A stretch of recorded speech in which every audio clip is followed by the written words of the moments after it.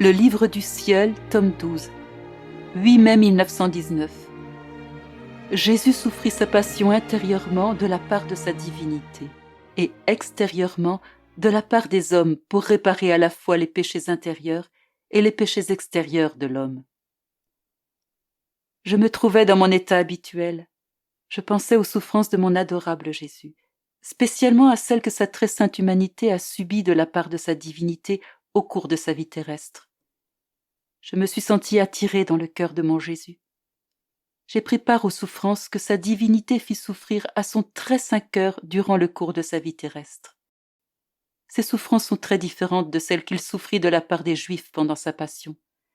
Ce sont des peines indescriptibles. Pour le peu auquel j'ai participé, je peux dire que j'ai ressenti une souffrance aiguë et amère accompagnée d'une déchirure du cœur qui me fit véritablement mourir. Mais par un prodige de son amour, Jésus me ramena à la vie. Ensuite, mon doux Jésus me dit « Fille de mes souffrances, sache que les souffrances que les Juifs m'affligèrent ne furent que l'ombre de celles que la divinité me donna. Il en fut ainsi pour que soit donnée à la divinité une satisfaction complète.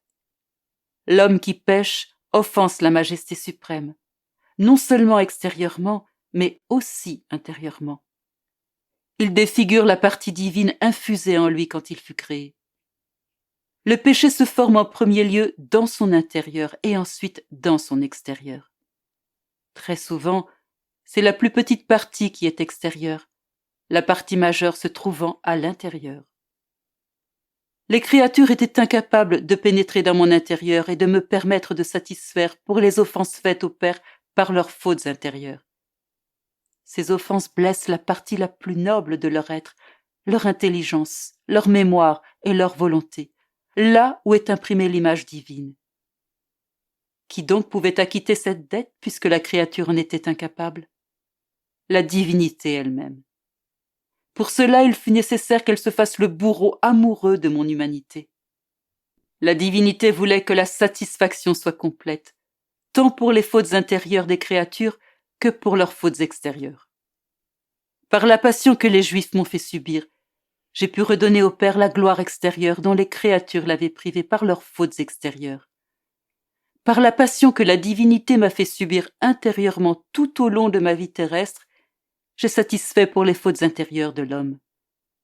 Les souffrances que j'ai souffertes des mains de la divinité surpassent considérablement celles que les créatures m'ont fait subir.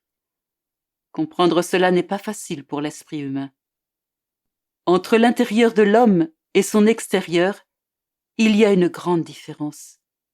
Cependant, la différence est beaucoup plus grande encore entre les souffrances que m'infligea la divinité et celles que les créatures m'ont fait subir le dernier jour de ma vie terrestre.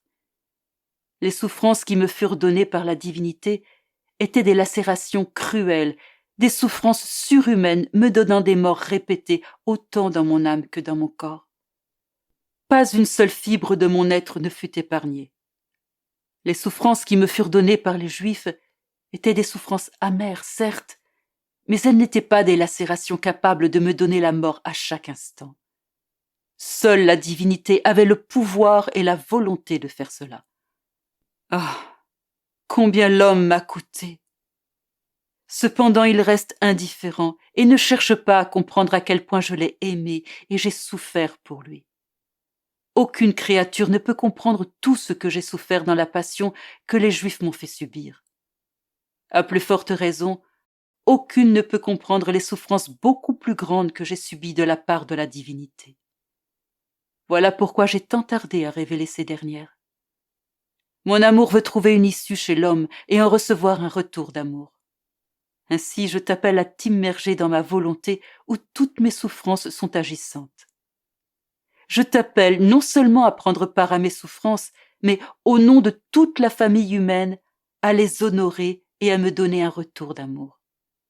Avec moi, suppléer pour toutes les obligations des créatures, même si au grand chagrin de Dieu et pour le plus grand malheur, les créatures n'y accordent même pas une pensée.